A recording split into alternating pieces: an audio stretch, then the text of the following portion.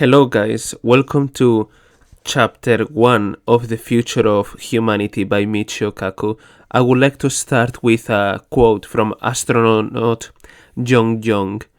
Anyone who sits on top of the largest hydrogen-oxygen fuel system in the world, knowing they are going to light the bottom and doesn't get a little worried, does not fully understand the situation. Chapter 1. Preparing for liftoff. On October 19, 1899, a 17-year-old boy climbed a cherry tree who had an epiphany. He had just read H.G. Wells' War of the Worlds and was excited by the idea that rockets could allow us to explore the universe. He imagined how wonderful it would be to make some device that had even the possibility of traveling to Mars, and had a vision that it was our destiny to explore the Red Planet. By the time he came down from that tree, his life had been changed forever. That boy would dedicate his life to the dream of perfecting a rocket that would make his vision a reality. He would celebrate October 19 for the rest of his life. His name was Robert Goddard, and he went on to perfect the first liquid fuel multi-stage rocket, setting into motion events that changed the course of human history. Goddard was one of a handful of pioneers who, despite isolation, poverty and ridicule from their peers, forged ahead against all odds and laid the foundation for space travel.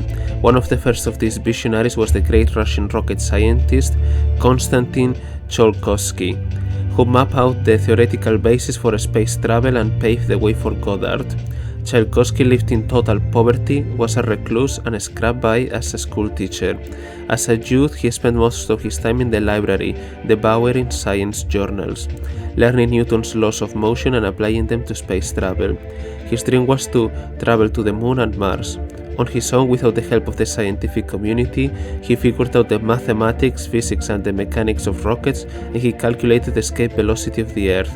That is, the speed necessary to escape the gravity of the Earth, to be 25,000 miles per hour, which is far greater than the 15,000 miles per hour one could attain with horses at the time.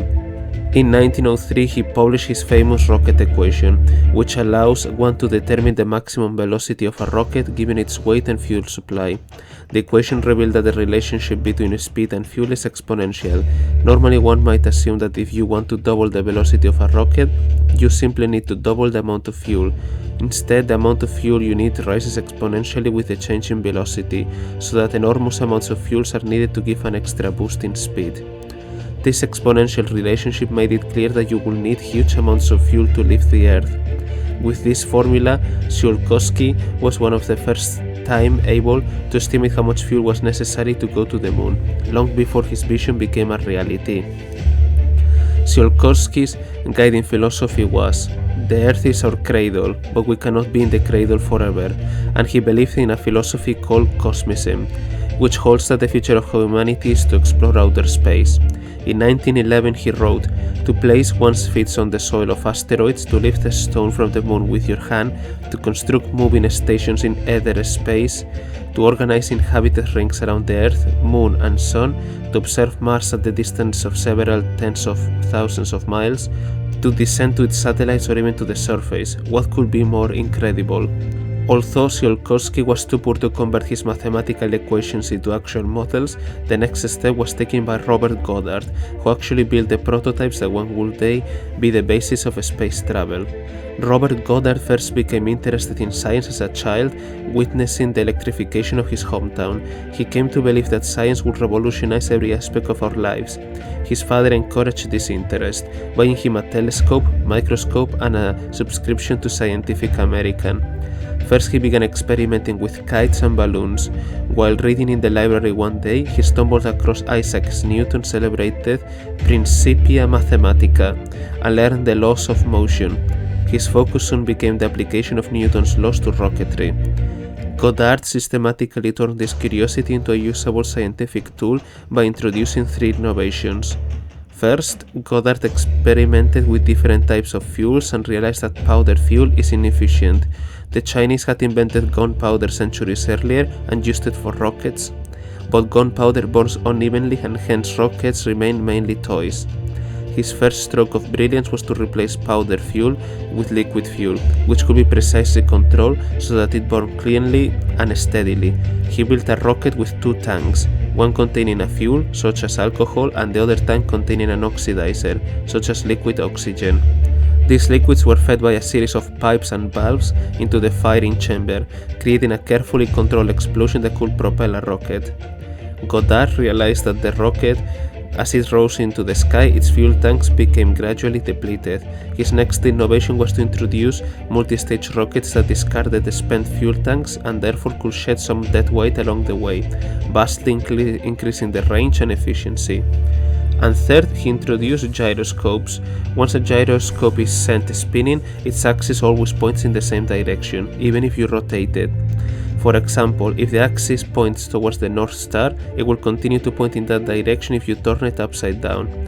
This means that a spaceship, if it were to wander in its trajectory, can alter its rockets to compensate for this motion and return to its original course. Goddard realized he could use gyroscopes to help keep these rockets on target. In 1926, he made history with the first successful launch of a liquid fuel rocket. It rose 41 feet into the air, flew for 2.5 seconds, and landed 184 feet away in a cabbage patch. The exact site is now hallowed ground to every rocket scientist, and it has been declared a National Historical Landmark. In his laboratory at Clark College, he established the basic architecture for all chemical rockets. The thundering behemoths we see blasting off from launch pads today are direct descendants of the prototypes he built. Despite his success, Goddard proved to be an ideal whipping boy for the media. When word leaked out in 1920 that he was giving serious thought to space travel, the New York Times published a scathing criticism that would have crushed any lesser scientist.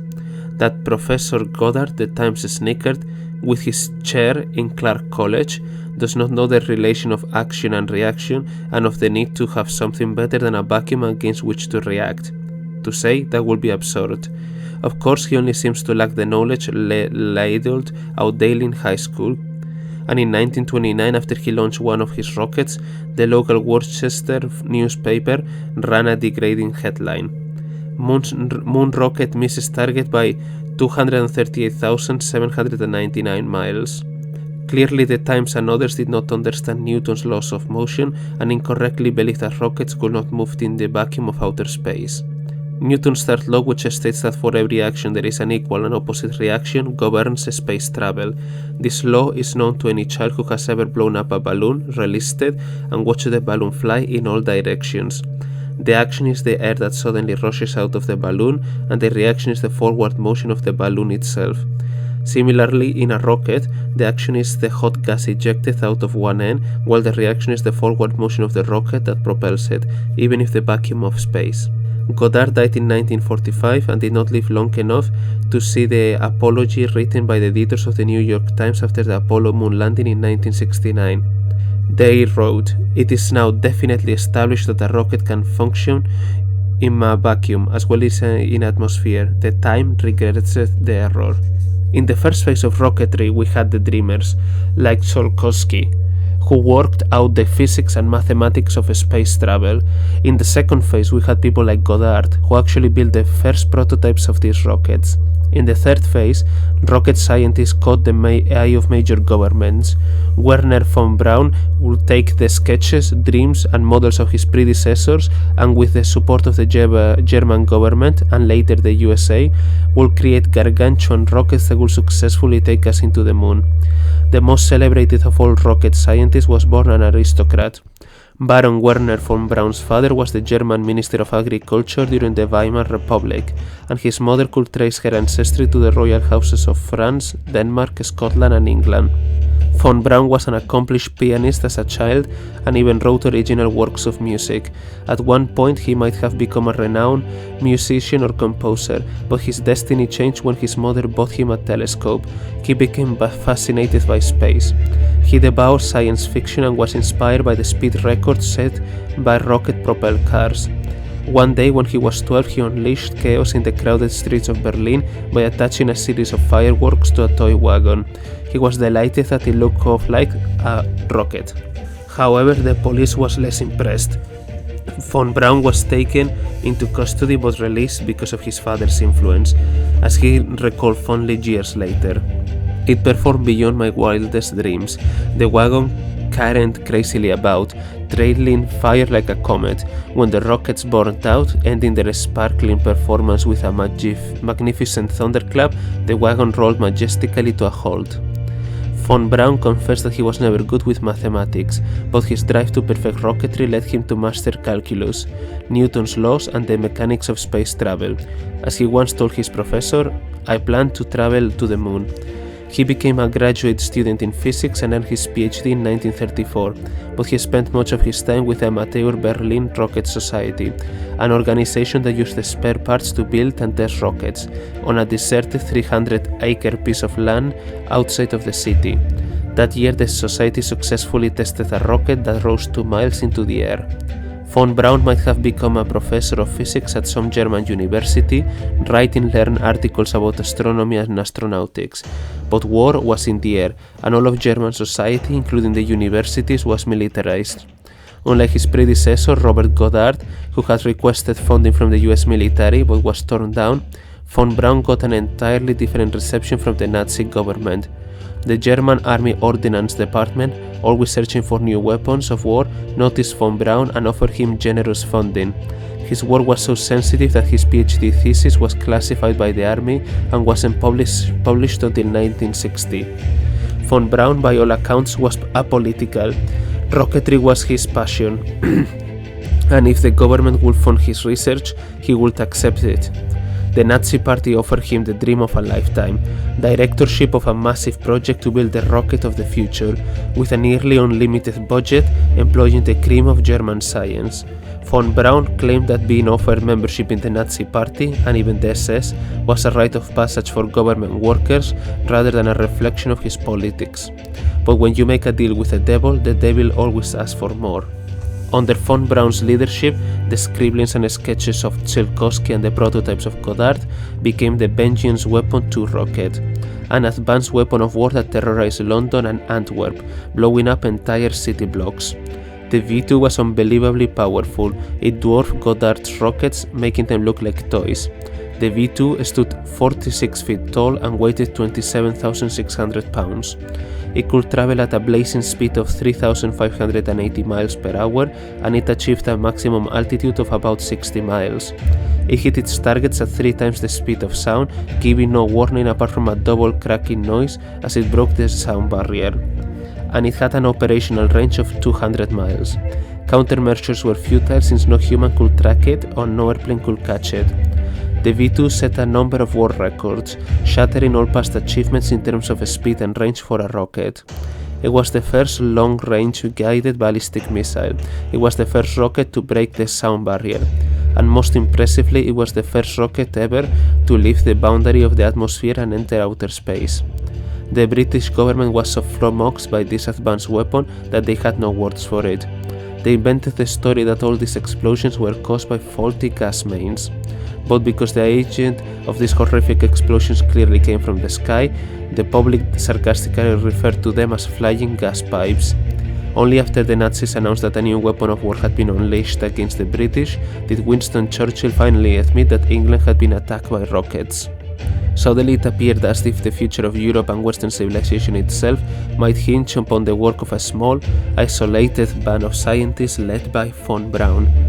The successes of German advanced weapons came at a tremendous human cost. More than 3,000 V2 rockets were launched against the Allies, resulting in 9,000 deaths. It is estimated that the death toll was even higher, at least 12,000, for the prisoners of war who built the V2 rockets in slave labor camps. The devil wanted its due. Von Braun realized too late that he was in way over his head. He was horrified when he visited the site when the rockets were built. A friend of von Braun quoted him as saying, "It is hellish. My spontaneous reaction was to talk to one of the SS guards, only to be told with unmistakable harshness that I should mind my own business or find myself in the same strip fatigues. I realized that any attempt of reasoning on humane grounds would be utterly futile."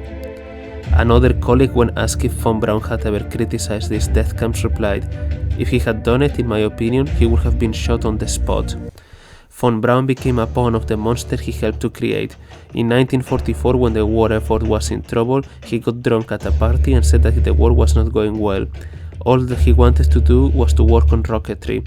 He regretted that they were working on these weapons of war instead of a spaceship. Unfortunately, there was a spy at the party, and when his drunken comments were relayed to the government, he was arrested by the Gestapo. For 2 weeks he was held in a prison cell in Poland, not knowing he would be shot. Other charges, including rumors that he was a communist sympathizer, were brought to light as Hitler decided his fate. Some officials feared he might defect to England and sabotage the V2 effort. Eventually, a direct appeal from Albert Speer to Hitler spent von Braun's life because he was considered too crucial for the V2 effort. The V2 rocket was decades ahead of its time, but it didn't enter full-time combat until the end of 1944, which was too late to stem the collapse of the Nazi Empire as the Red Army and Allied forces converged on Berlin. In 1945, von Braun and 100 of his assistants surrendered to the Allies. They, along with 300 railroad cars of V2 rockets and parts, were smuggled back to the US. This was part of a program called Operation Paperclip, to debrief and recruit former Nazi scientists. The US Army scrutinized the V2, which eventually became the basis of the Redstone rocket, and von Braun and his assistants had their Nazi records cleansed. But von Braun's highly ambiguous role in the Nazi government continued to haunt him. The comedian Mort Scholl will summarize his career with the quip, "I reach for the stars, but sometimes I hit London." Singer Tom Leher penned the words, "Once the rockets are up, who cares where they come down? That's not my department." In the 1920s and 1930s, US government officials missed a strategic opportunity when they did not recognize the prophetic work being done in their own backyard by Goddard. They missed a second strategic opportunity after the war with the arrival of von Braun. In the 1950s, they left von Braun and his assistants in limbo without giving them any real focus. Eventually, inter-service rivalry took over. The Army under von Braun created the Redstone rocket, while the Navy had the Vanguard missile and the Air Force had the Atlas. Without any immediate obligations for the Army, von Braun began to take an interest in science education. He created a series of animated TV specials with Walt Disney that captured the imagination of future rocket scientists. In the series, von Braun painted the broad outlines of a massive scientific effort to land on the moon as well as to develop a fleet of ships that would reach Mars. While the US rocketry program proceeded by fits and starts, the Russians moved ahead rapidly with theirs. Joseph Stalin and Nikita Khrushchev grasped the strategic importance of the space program and made it a top priority. The Soviet program was put under the direction of Sergei Korolev, whose identity was kept top secret. For years he was only referred to mysteriously as chief designer or the engineer. The Russians had also captured a number of B-2 engineers and moved them to the Soviet Union. With their guidance, the Soviets took the basic B-2 design and quickly built a series of rockets based on it. Essentially, the entire US and USSR arsenals were based on modifying or lashing together the V-2 rockets, which in turn were based on Goddard's pioneering prototypes. One of the major goals of both the United States and the USSR was launching the first artificial satellite. It was Isaac Newton himself who first proposed the concept. In a now famous diagram, Newton noted that if you fire a cannonball from a mountain top, it will fall near the base of the mountain. Following his equation of motions, however, the faster the cannonball travels, the farther it will go. If you fire the cannonball fast enough, it will circle completely around the Earth and become a satellite. Newton made a historic breakthrough. If you replace this cannonball with the moon, then these equations of motion should be able to predict the precise nature of the moon's orbit. In his cannonball thought experiment, he asked a key question. If an apple falls, does the moon also fall? Since the cannonball is in free fall as it goes around the Earth, the moon must also be in free fall. Newton's insight set into motion one of the greatest revolutions in all of history. Newton could now calculate the motion of cannonballs, moons, planets, almost everything. For example, using his laws of motion, you can easily show that you must fire the cannonball at 8,000 miles per hour in order to orbit around Earth. Newton's vision became a reality when the Soviets launched the world's first artificial satellite, Sputnik, in October 1957. The immense shock to the American psyche upon learning of Sputnik cannot be underestimated. Americans quickly realized that the Soviet led the war in rocket science. The humiliation was made worse when 2 months later the Navy's Vanguard missile suffered a catastrophic failure on international TV. I vividly remember as a child asking my mother if I could stay up and watch the missile launch. She reluctantly agreed. I was horrified to witness the Vanguard missile rise 4 feet into the air, then drop back down 4 feet, tip over, and destroy its own launch pad in a huge blinding explosion. I could clearly see the nose cone at the top of the missile, which contained the satellite, topple over and disappear in a ball of flames. The humiliation continued when the second Vanguard launch a few months later also failed. The press had a field day, calling the missile Flopnik and Kaputnik. The Soviet UN delegate even joked that Russia should give aid to the United States. Trying to recover from this huge media blow to our national prestige, von Braun was ordered to quickly launch a satellite. Explorer 1 using the Juno 1 missile, the Juno 1 was based on the Redstone rocket, which in turn was based on the V2. But the Soviets had a series of aces up their sleeve. A sequence of historic firsts dominated the headlines for the next several years. 1957, Sputnik 2 carries the first animal, a dog named Laika, into orbit. 1957, Lunik 1 was the first rocket to fly past the moon. 1959, Lunik 2 was the first to hit the moon. 1959, Lunik 3 was the first rocket to photograph the backside of the moon. 1960, Sputnik had the first animals return safely from space. 1961, Venera 1 was the first probe to fly past Venus. The Russian space program reached its crowning achievement when Yuri Gagarin safely orbited the Earth in 1961. I distinctly remember those years when Sputnik spread panic throughout the United States.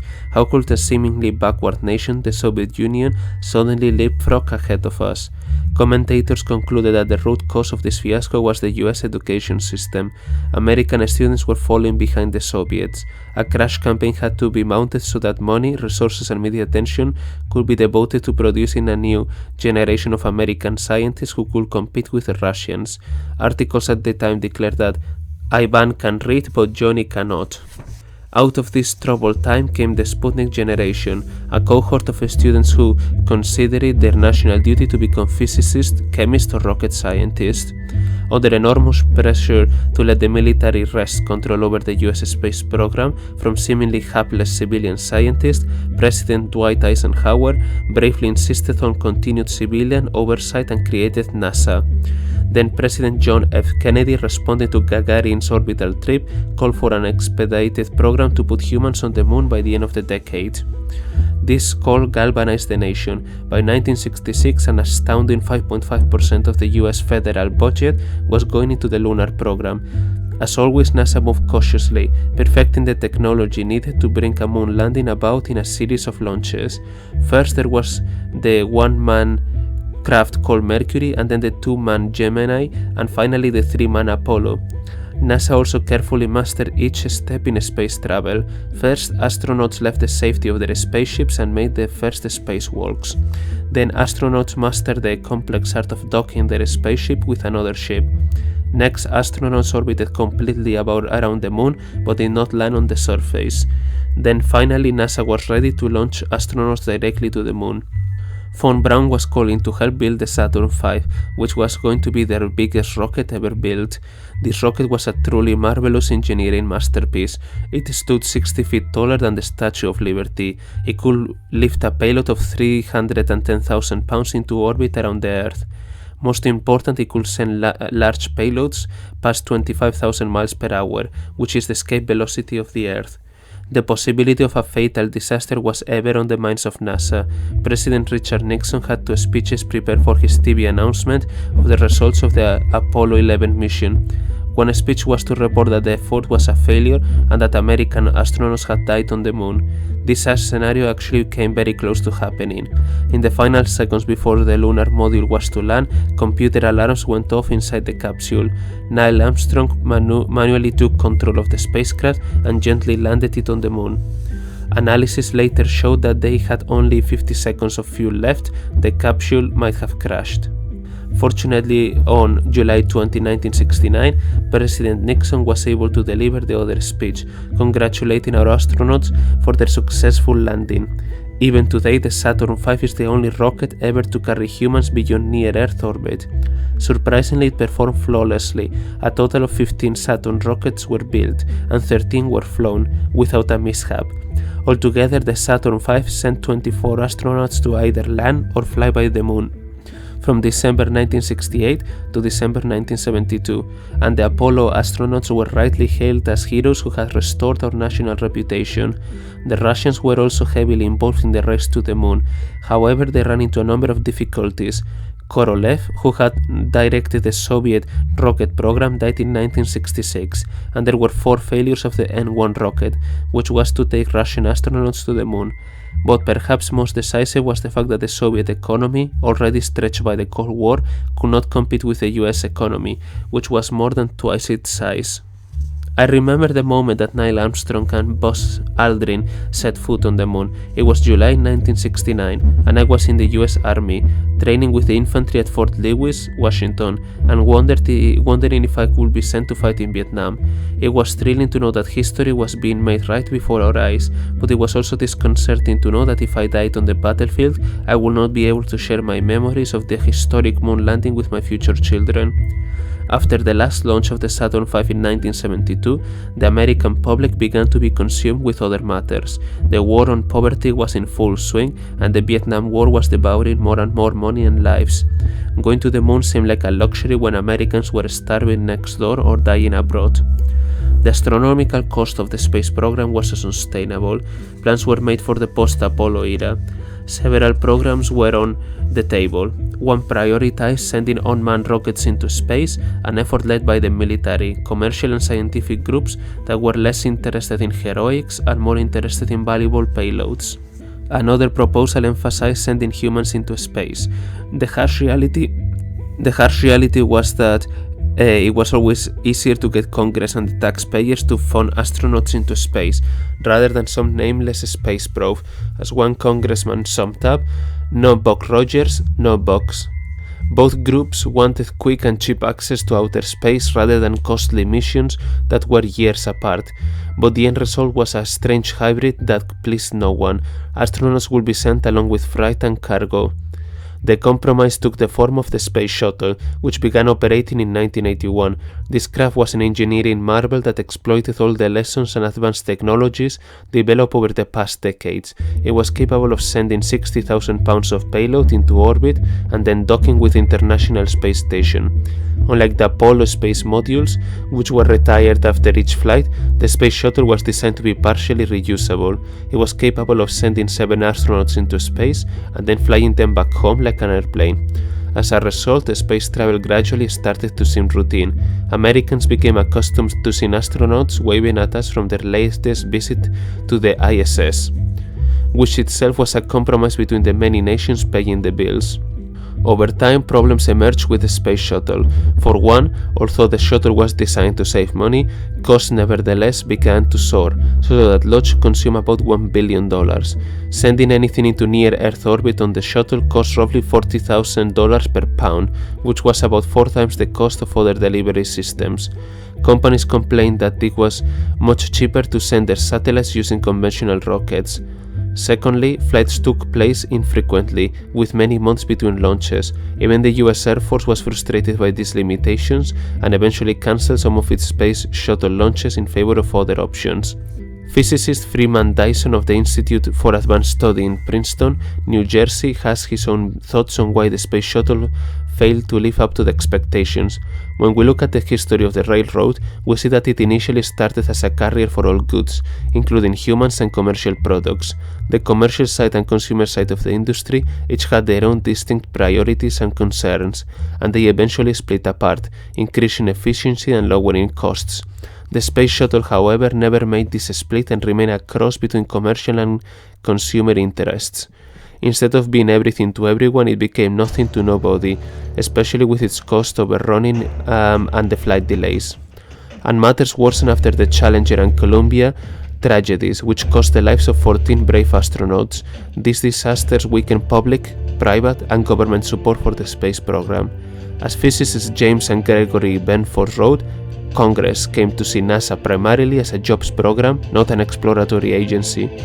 They also observed that very little useful science got done in the space station. The station was about camping in space, not living in space. Without the wind of the Cold War in its sails, the space program rapidly lost funding and momentum. Back in the heyday of the Apollo space program, the joke was that NASA could go to Congress asking for funds and say just one word, Russia. Then Congress would whip out its checkbook and reply, how much? But those days were long gone. As Isaac Asimov said, we scored a touchdown, and then we took our football and went home. Things finally came to a head in 2011 when former President Barack Obama ordered a new Valentine's Day massacre. In one sweeping gesture, he cancelled the Constellation program, the replacement for the shuttle, the Moon program and the Mars program. To relieve the tax burden on the public, he defunded these programs in hope that the private sector will make up the difference. 20,000 veterans of the space program were suddenly laid off, throwing away the collective wisdom of NASA's best and brightest. The greatest humiliation was that American astronauts, after going to tow with Russian astronauts for decades, would now be forced to hitchhike on Russian booster rockets. The heyday of space exploration, it seemed, was over. Things had reached the rock bottom. The problem could be summed up in one four-letter word: COST, cost. It takes $10,000 to put a pound of anything in near-Earth orbit. Imagine your body made of solid gold. That's roughly what it will take to put you into orbit. To put something on the moon can easily cost $100,000 per pound, and to put things on Mars cost upward of $1 million per pound. Estimates of putting an astronaut on Mars are often between $400 and $500 million in total. I live in New York City. For me, it was a sad day when the space shuttle came to town. Although curious tourists lined up and cheered as the space shuttle came rolling down the street, it represented the end of an era. The ship was put on display, eventually resting off the pier on 42nd Street. With no replacement in sight, it felt as if it were giving up on science, and hence our future. Looking back at those days, I am sometimes reminded of what happened to the great Chinese imperial fleet in the 15th century.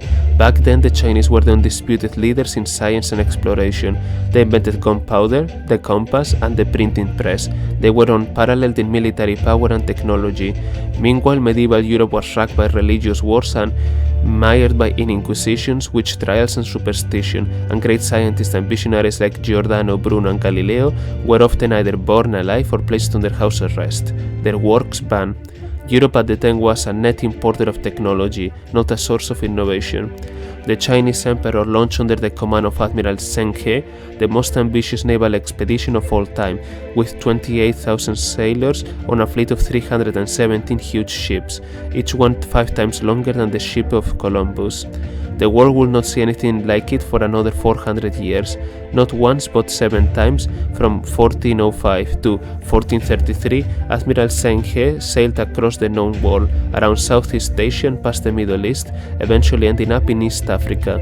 There are ancient woodcuts of the strange animals like giraffes that he brought back from his voyages of discovery being paraded before court. But when the emperor passed away, the new rulers decided they had no use for exploration and discovery. They even decreed that a Chinese citizen could not own a boat.